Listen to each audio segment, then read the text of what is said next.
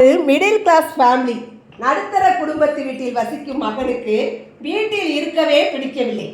காரணம், தந்தை மகனை பார்த்து ஃபோனை ஆஃப் பண்ணாமல் வெளியே போற, ஆள் இல்லாத ரூம்ல ஏன் டிவி ஓடுது, போய் ஆஃப் பண்ணு, பேனாவை எடுத்து ஸ்டாண்டில் வை, கீழே கிடக்குது பாரு, இப்படியே சின்ன சின்ன விஷயத்திற்கு அப்பா அவனை நச்சரித்து கொண்டிருப்பது அவனுக்கு பிடிக்கவே இல்லை. நேற்று வரை வீட்டில் இருந்ததால் அதையெல்லாம் தாங்கிக் கொள்ள வேண்டியிருந்தது. ஆனால் இன்று அவனுக்கு வேலைக்கான நேர்காணலுக்கு அழைப்பு வந்திருக்கிறது. வேலை கிடைத்ததும் எப்படியாவது எங்கேயாவது வெளியூர் போய்விட வேண்டும். அப்பாவின் நச்சரிப்பு அப்போதுதான் குறையும் என்று எண்ணினான். நேர்காணலுக்கு கிளம்பினான். கேட்கிற கேள்விக்கு தயங்காம தைரியமா பதில் சொல்லு, தெரியலைனாலும் தைரியமாக எதிர்கொள் என்று செலவுக்கு கூடுதலாக பணம் கொடுத்து வழி அனுப்பி வைத்தார் அப்பா. நேர்காணலுக்கு அழைக்கப்பட்டிருந்த முகவரிக்கு வந்து சேர்ந்தான் மகன். கட்டிடத்தின் பெரிய நுழைவாயில், ஆனால் செக்யூரிட்டி இல்லை. கதவு சற்றே திறந்திருந்தாலும் அதன் தாழ்பால் மட்டும் வெளியே நீட்டிக்கொண்டு உள்ளே நுழைபவர் மேல் இடித்து விடுவது போல் இருக்கிறது. அதையும் சரி செய்துவிட்டு கதவை சரியாக சாத்திவிட்டு உள்ளே நுழைகிறான்.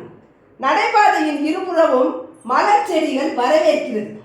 தண்ணீர் பாய்ச்சி கொண்டிருந்த காவலாளி மோட்டாரை அணைப்பதற்காக குழாயை அப்படியே போட்டுவிட்டு போயிருந்தான். தண்ணீர் செடிகளுக்கு பாயாமல் நடைபாதையை நனைத்து கொண்டிருக்கிறது. உடனே இவன் அந்த குழாயை கையில் எடுத்து செடியின் அடியில் நீர்படும்படி போட்டுவிட்டு கடந்து செல்கிறான். பிறகு வரவேற்பறையில் யாருமே இல்லை. நேர்காணல் முதல் தளத்தில் நடைபெறுவதாக அறிவிப்பு வைத்திருந்தார்கள். மெதுவாக மாடிப்படி ஏறினான்.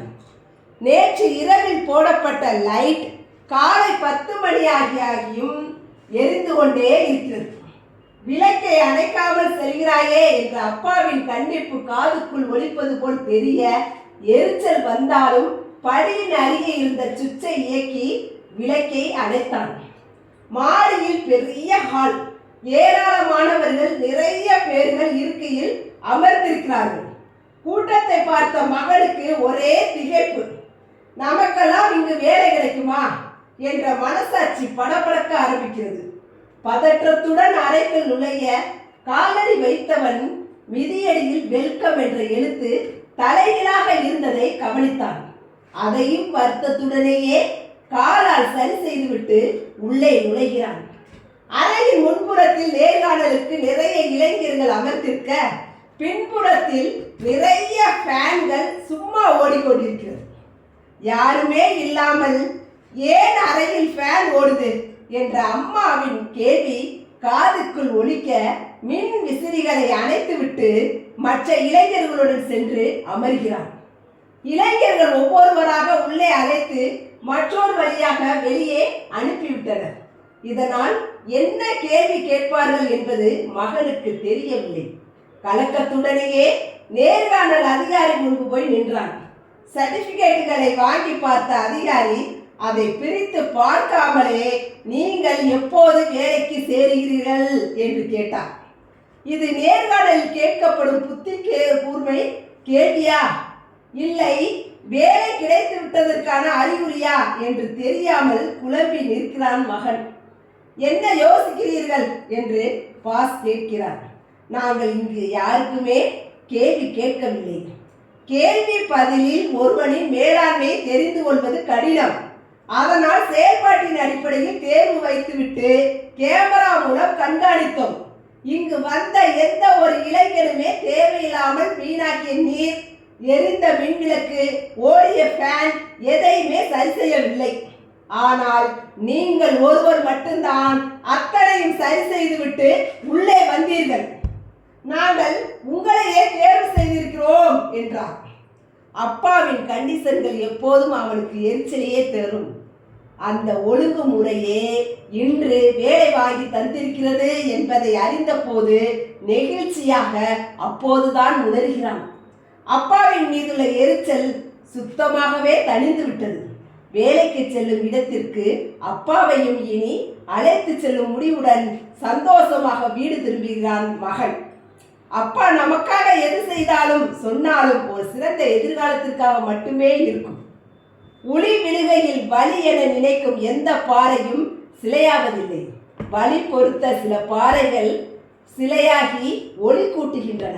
நாம் அழகிய சிலையாக உருவாக நமக்கு இருக்கும் வேண்டாத சில தீய குணங்களை தண்டிப்பால் சில நேரம் வில்லனாக நமக்கு தெரியும்.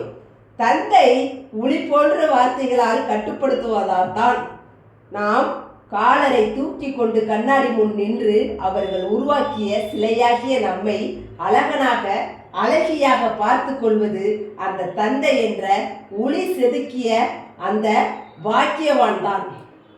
தாய் தன் குழந்தையை இடுப்பில் வைத்து கொண்டுதான் தாளாட்டுவாள், பாலூட்டுவாள், கதை சொல்லி தூங்க வைப்பாள். ஆனால் தந்தை அப்படியல்ல. தான் காணாத உலகையும் தன் மகன் காண வேண்டும் என்று தன் தோள் மீது அமர வைத்து தூக்கி காட்டிக்கொண்டே போவான். ஒரு சொல் கவிதை அம்மா, அதே ஒரு சொல் சரித்திரம் அப்பா.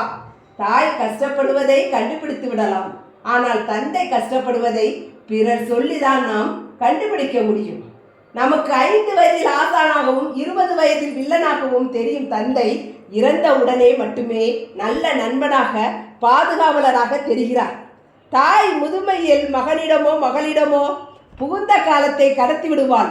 அந்த வித்தை தந்தைக்கு தெரியாது. கடைசி வரை தனி மனிதன்தான். ஆனால் தாயோ தந்தையோ உயிருடன் இருக்கும்போது உதாசீனப்படுத்திவிட்டு இறந்த பின் அழுவதால் அவர்களுக்கு எந்த ஒரு பிரயோஜனமே இல்லை.